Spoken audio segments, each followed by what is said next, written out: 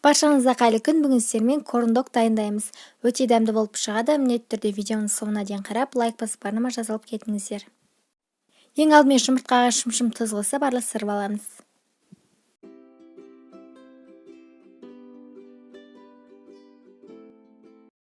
Айран және жылы су қосып тағы да араластырып аламыз. Ұн және ас содасын қосып тағы да араластырамыз.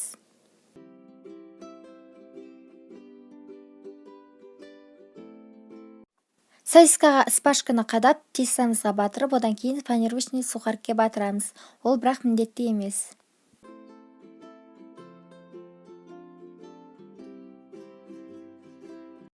Қызып тұрған майда аударып пісіріп аламыз.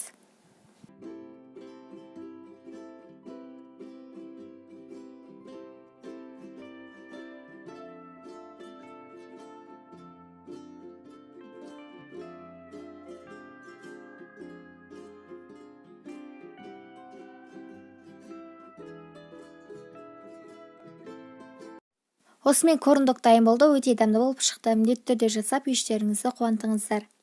Видеомды лайк басып барнама жазылып кетіңіздер.